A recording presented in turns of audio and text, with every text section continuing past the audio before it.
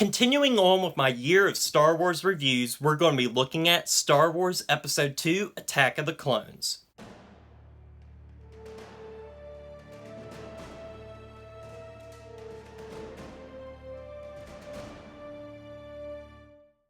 Attack of the Clones was directed once again by George Lucas and stars Hayden, Christensen, Ewan McGregor, and Natalie Portman, and is a film that is often reviled by many Star Wars fans alike, but has garnered a reputation as being a bit of a cult classic among many Star Wars fans in recent years, and I'm one of those that actually kind of likes this film. Now, I attribute a lot of that to not really having that much exposure to the Star Wars movies in my youth. I watched the original trilogy when I was really young. However, I was very young to the point where they didn't really have much of an impression on me.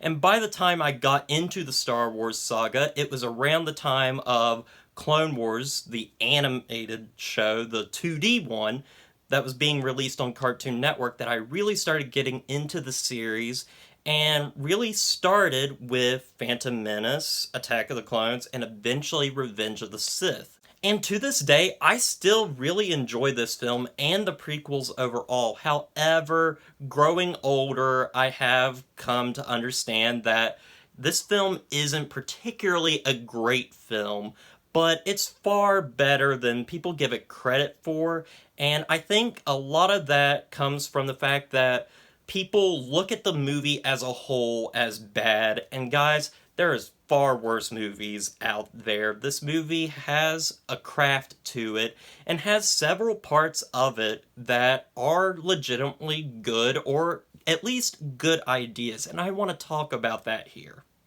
Yes, there are things to like about Attack of the Clones, and one of those things is the world. You have never seen a Star Wars film put on this type of scale before, and it is amazing to see. We have unique, interesting new worlds, weird space aliens, weird space politics, knights with laser swords. It's just a fever dream of amazing sci-fi fantasy stuff that we really get to see in this film. Now, that doesn't make the film good at all, but it is a lot of stuff that is really cool and unique seeing it, and a lot of times we don't see sci-fi on this grand of a scale, and that's what I really enjoy. Also, I love how this film is really just a dumb, stupid, silly, and weird sci-fi fantasy. This movie is really weird, guys, in a lot of ways. We have a 50s diner scene in our sci-fi fantasy movie. It's really weird. There are scenes of just bizarre, awkward dialogue.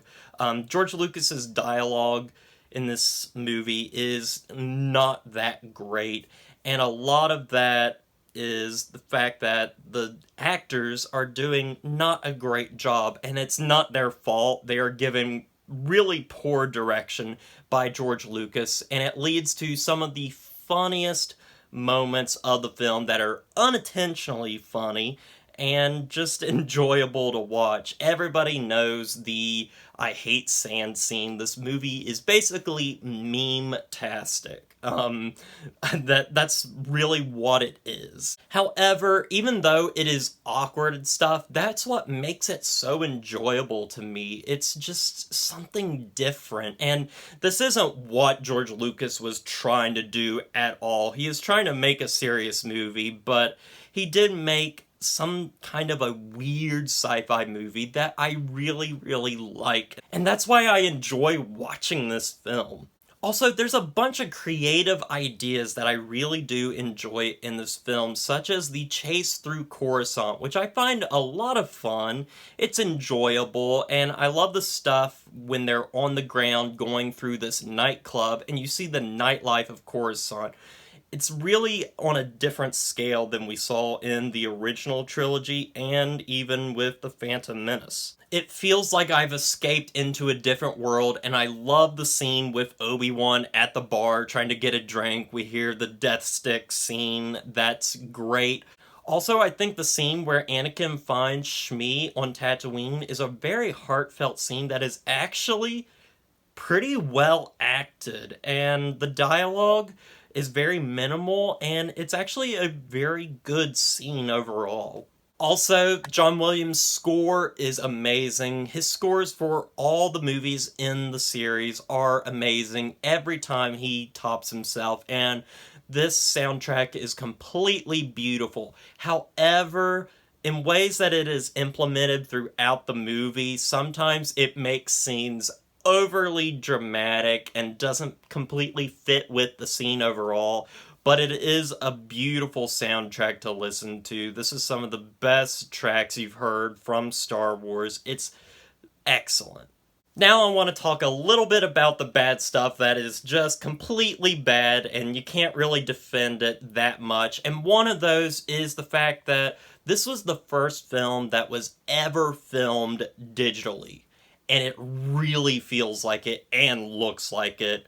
For a film that's filmed digitally, it looks like the very first film filmed digitally. Some of this looks just not good. It doesn't age well at all. The effects in it are in ways they look worse than some of the effects in The Phantom Menace, and it's just not a great first film to be filmed digitally at all, and ruins the movie a little bit when you're watching it. Also, we have the problem of underdeveloped characters, even with Anakin and Obi-Wan and many other characters in this film, and a lot of that is attributed to the fact that this movie takes place 10 years after the events of Phantom Menace, where Anakin is basically a completely new character. We all know this, and basically we don't get to see him develop much throughout the film. There's just not that much character development in this movie, and that's kind of a problem too. Also, let me talk about the lightsaber fight scene at the very end of this movie. It's probably the worst in the entire series. This fight scene is just very poorly choreographed. It looks just not good. The editing in it is not very interesting. They do this weird thing with close-ups of our main villain and our main hero, and they're like fighting and dodging with their lightsaber, and it's just awkwardly done and a very disappointing fight scene overall. Many other fight scenes in this series are much better than this fight scene. Also, another problem with this film that really puts a damper on it is its length. The movie is 2 hours and 20 minutes, and it really feels like it, and it feels like it could have been severely cut down to 2 hours at least, but this is just a little too long. The pacing of the film is really poor, and really stifles some of the enjoyment I really do have with this film. Guys, Attack of the Clones is a silly, weird, stupid film, but it has a bunch of stuff that I do like in it, and some interesting ideas that aren't completely executed well, but it is far from a terrible film. It does have its bad elements. I understand why people wouldn't like this film, but I don't understand the hate that it gets. With all that said, I'm going to give Attack of the Clones a 6 out of 10. Well guys, I want to thank you for watching this review and continuing supporting my Year of Star Wars reviews. We are halfway done, guys, and next time I'm going to be talking about the animated Clone Wars TV shows, the 2D animated and the CGI animated one, as well as the animated movie. But anyway, guys, that's all I got for you. So, as always, don't forget to like, comment, and subscribe to the channel. And I'll see you guys in the next review.